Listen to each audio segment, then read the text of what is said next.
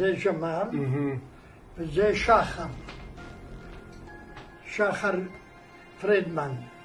זה ירושלים, וזה הנכד שלי, בעזה, במלחמה. זה יהודי וזה דרוזי.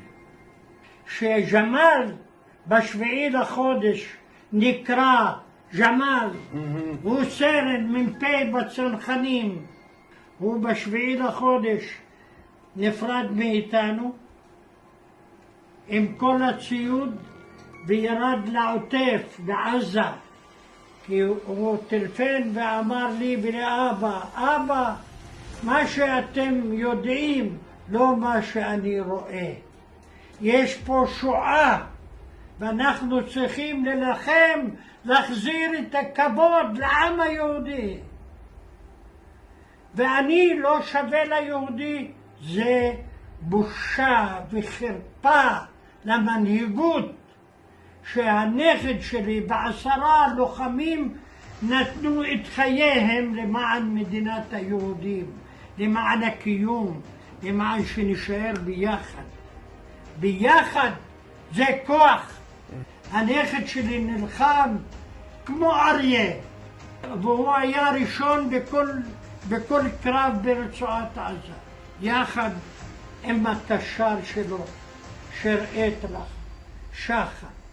כי שחר והוא היו שני אחים במטרה אחת, להילחם למען קיום מדינת ישראל ולהחזיר את החטופים.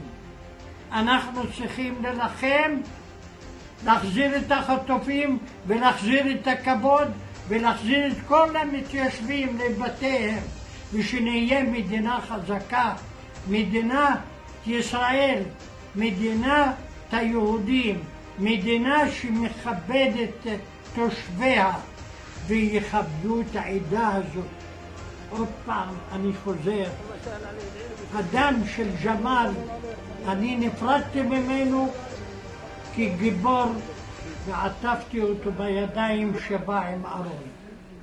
לא ראיתי אותו. אני, אם הייתי יכול להחליט, אני לא הייתי נלחם כמו שהייתי נלחם, כובש את עזה כולה בבת אחת, ונלחם מול חיזבאללה ומחסל כמה שאפשר, כי כולם רוצים שמדינת ישראל תימחק. ביבי חבר שלי, רק הוא שכח שהיה קצין בסיירת מטכ"ל, מי שהציל את חייו, דרוזי. במקומו הייתי שם את הדרוזים על הראש שלי. אני רוצה להגיד לך שהעדה הדרוזית, המנהיגות, צריכים לתת לה מה שנותנים לכל יהודי במדינת ישראל. למרות הגרוע ביותר שעושה לנו המנהיגות הגרועה, אנחנו נאמנים למדינה.